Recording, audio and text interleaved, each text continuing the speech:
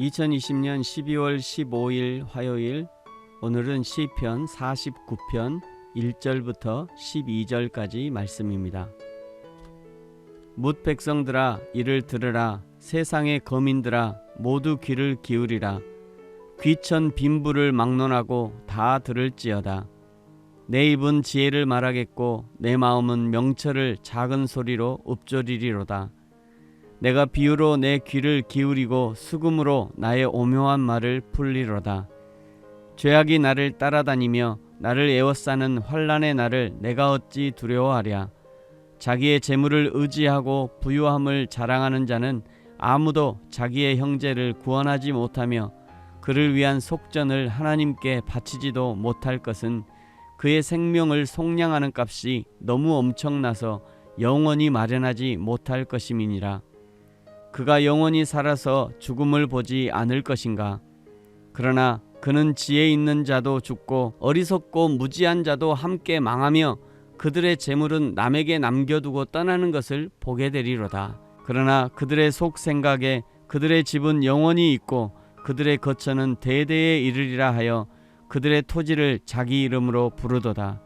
사람은 존귀하나 장구하지 못하며 멸망하는 짐승 같도다. 아멘.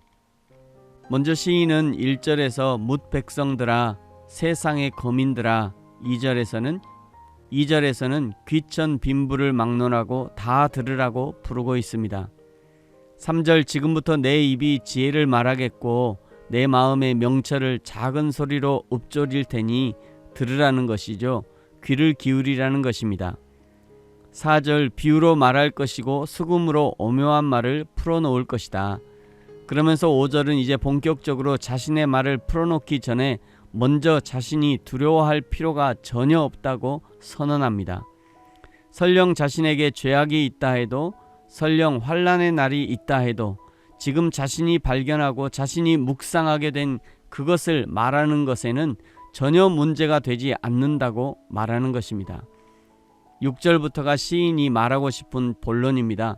6절 자기의 재물을 의지하고 부유함을 자랑하는 자는 7절 아무도 자기의 형제를 구원하지 못하며 그를 위한 속전을 하나님께 바치지도 못할 것은 자신의 재물로 자신을 죽음에서 건지지도 못할 뿐 아니라 다른 사람을 죽음에서 건져낼 수 있는 사람은 세상에 아무도 없습니다. 설령 그 사람이 자기의 형제라 해도 역시 마찬가지입니다. 설령 그 사람이 자신의 자녀라 해도, 자신의 부모라 해도 재물을 가지고 죽음을 해결할 사람은 아무도 없습니다. 아무도 죽음에 이를 수밖에 없는 자기의 책임을 전가할 수 없으며 또한 다른 사람의 책임을 대신할 수도 없습니다. 이것이 무슨 말입니까? 하나님 앞에서 자신의 죄는 자신 외에는 아무도 대신할 수 없다는 것이죠. 나에게 죽음에 이르는 죄가 있다면 그것은 철저하게 자신이 감당해야 할 자신의 몫이라는 것입니다. 왜 그런가? 8절에 그들의 생명을 속량하는 값이 너무 엄청나서 영원히 마련하지 못할 것임이니라. 생명값은 세상에 있는 그 어떤 것으로도 대신할 수 없기 때문입니다. 9절 그가 영원히 살아서 죽음을 보지 않을 것인가. 언뜻 보기에는 참 해석하기 어려운 문장입니다.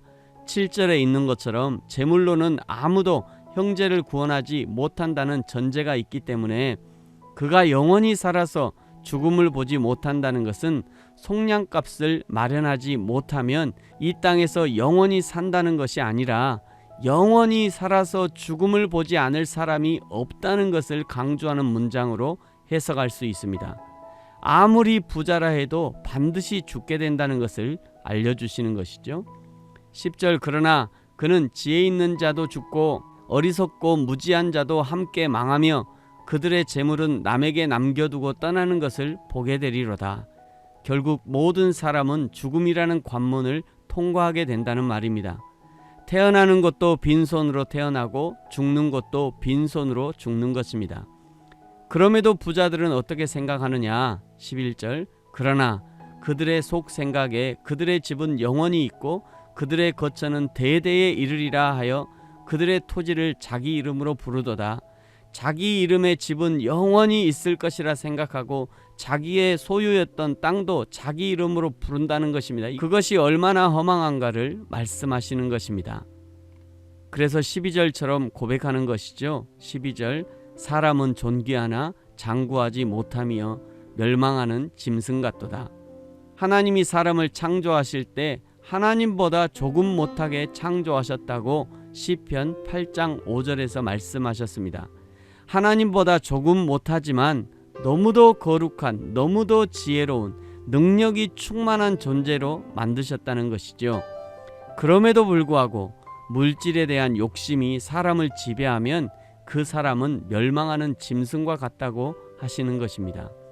자기 물질로 자기 형제까지도 구원할 수 있다고 생각한다면 그것이 바로 짐승보다 못한 생각이라는 것이죠. 자기 물질로 하나님의 일을 할 수 있다고 생각하는 것이 짐승보다 못한 생각이라고 알려주시는 것입니다. 그래서 1절, 2절에서 들으라, 귀 기울이라, 들을지어다 라고 강조했던 것입니다. 하나님의 말씀을 잘 들어야, 세밀하게 들어야 짐승 같은 생각에서 벗어날 수 있습니다. 벗어날 뿐 아니라 하나님을 인정하게 되고 인간인 자신을 정확하게 보며 자신의 한계를 인정하게 되는 것입니다. 그것이 참 인간다움이라 할 수 있습니다. 저와 여러분이 하나님이 허락하신 한계를 잘 알아 하나님께 온전한 영광을 돌리게 되기를 예수님의 이름으로 축복합니다. 아멘.